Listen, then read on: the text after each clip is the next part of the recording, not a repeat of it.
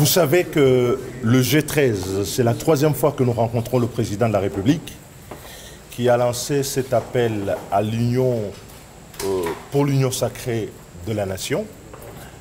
Et cet autre terme trouvé au mot consensus pour lequel nous avions lancé un appel le 11 juillet dernier face à la crise que connaît notre pays et à l'impératif qu'il y a à avoir un consensus sur les réformes majeures de la nation.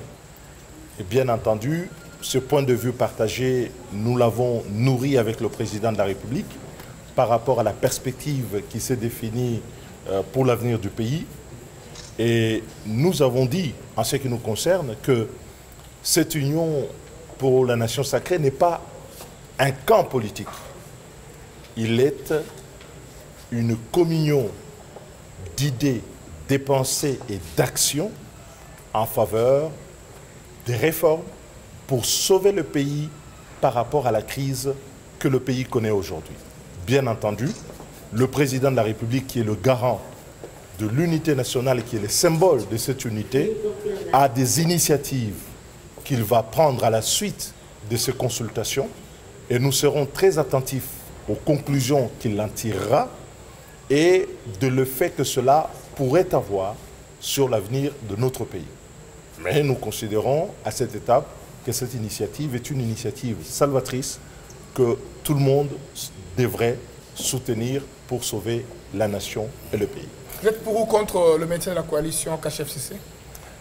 Écoutez, la coalition CACH ou FCC ne sont que de composition en regard de ce qu'est l'intérêt général.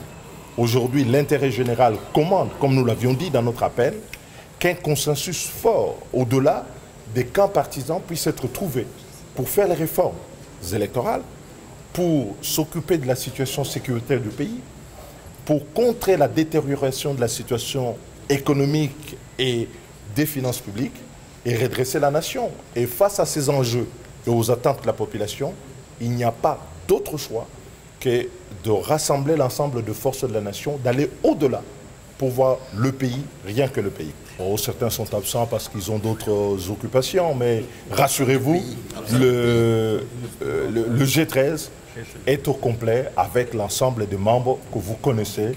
Et c'est ici l'occasion de dire que le G13 est en miniature un peu cette union pour la nation que vous pouvez voir.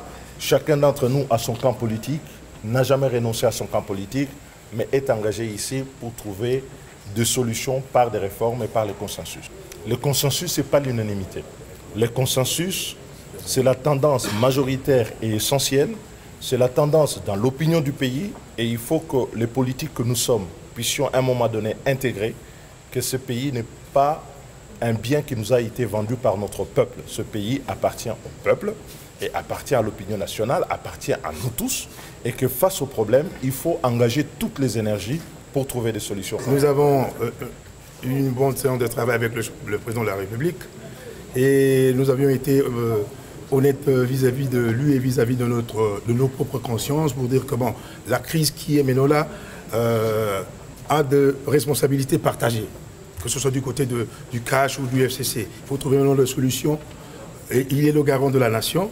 Il doit se comporter comme un chapiteau en voyant l'intérêt supérieur de la nation, parce que entre ce qui se passe maintenant, la crise entre la coalition qui était déjà bancale, nous l'avions déjà dit lors de notre appel, on l'avait constaté très tôt. Il faut voir l'intérêt du peuple, où je trouve le peuple. Et le président a été perméable à tout cela. Et nous lui avons demandé également que dans tout ce qu'il va faire, après, il faut qu'on évite qu'on puisse rester dans une logique de confrontation. Parce que quand il y a confrontation, les conséquences sont imprévisibles pour tout le monde. Le président de la République nous a dit clairement que lui n'abandonne pas l'accord. C'est ce qui nous a été communiqué par le président de la République lui-même. Puisque lui-même n'abandonne pas l'accord, nous lui avons dit, comme vous n'abandonnez pas l'accord, essayez de voir le partenaire principal avec qui vous aviez signé cet accord. Et nous l'avions même qualifié, en rigolant, que cet accord, c'est un accord mystérieux, parce que personne d'entre nous le connaît. Seuls les deux le connaissent. Et alors, il faut que se retrouve pour requalifier la gouvernance générale de l'État dans le cadre de cet accord.